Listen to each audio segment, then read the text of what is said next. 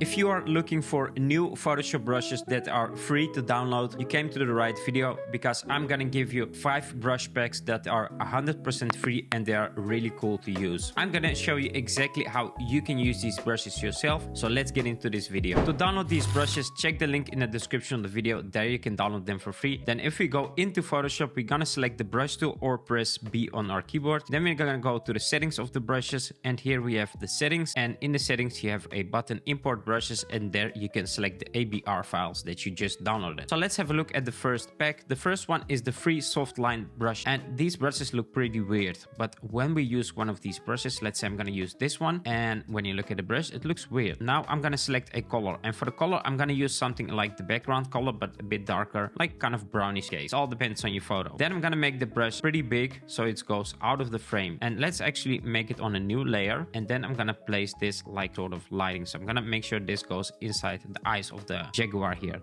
like that. And the only thing I have to do is drop the opacity a bit lower, like 60, and then I'm gonna add a curve to this, and I'm gonna take the highlights and move them to the left, and the dark tones move them to the right. And that's all we have to do. Create it like this moody effect on our photo with just a simple brush. There are a lot of more brushes back, so you can really create different light effects with these brushes. Now the next brush pack is the lens flare brush pack, and these are one of my favorite ones. So if you go inside the free lens flare brushes, I'm gonna select one of these. Let's say I'm gonna go for 68, and I will do this on a new layer. Now I want to make sure I select white as a color, because I want to create a lens flare from these headlights here. So I'm gonna make the brush a bit smaller there, and I'm gonna make a dot like there and also there. And you can do a couple more if you want to. It's all up to you. Now let's do another photo. Let's say I want to do this photo too. Let's select another lens flare for this one. Let's say I want to use this one. Let's make the brush a bit smaller here, and I will select some lens flare there and a bit smaller there. Now you can actually use this for other areas like the lighting in the background. Let's say I want to do it for a sunset in the background. Let's select a different one for the background. I'm gonna go with this one, and I will actually do this on a new layer.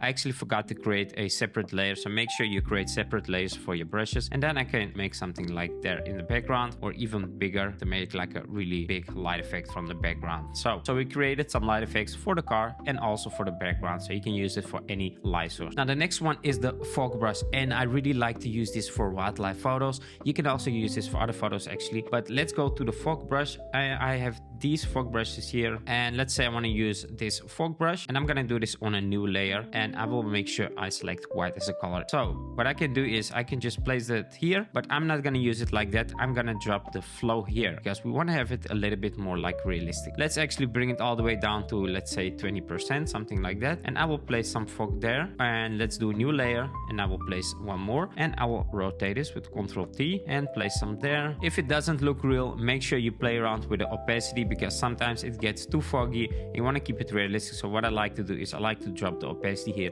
just to keep it realistic. Now these fog brushes also work pretty good on landscape photos like this one. You can place some fog here in the foreground, for instance, or you can place them on top of the trees if you have like an aerial shot. Now the next brush that I have is the snow brush, and this is pretty cool if you have some snowy photos but you didn't have real snow. Let's say I have this photo, this portrait of this snow leopard, and I want to add some snow to this. So I'm gonna go to the snow brush, and I'm gonna select one of these, and obviously do this on a new layer as always, and I'm gonna increase the size to 5000, and I'm gonna put the flow to 100%, and then let's zoom out a bit here, and let's place it like that, and we instantly have snow. Now if you feel like this snow is a bit too much for the photo, if it's covering up with the whole photo, just zoom out on the photo, press Ctrl T or Command T and increase it like that, and then you have a little bit less snow because the flakes got bigger and there is some more space in between them. So that's an easy trick to do. Now there's one more brush that I want to show you, and that is the hair and fur brush, and this is one of my favorite brushes, especially when I create digital art like this. I will have a subject like, for instance, wolf or maybe a person with hair, and I will cut him out and I will change the background, and then when I have this new layer underneath it, I will zoom in here and I will select my fur or hair brush. So let's go to the fur or hair brush. We can go into the skin and hair texture brush, and there we have short hair or fur. And when we select this one, we want to go to the settings of the brush, and we want to make sure we enable scattering. All the other stuff I'm going to disable. I'm just enabling scattering so it doesn't look like a one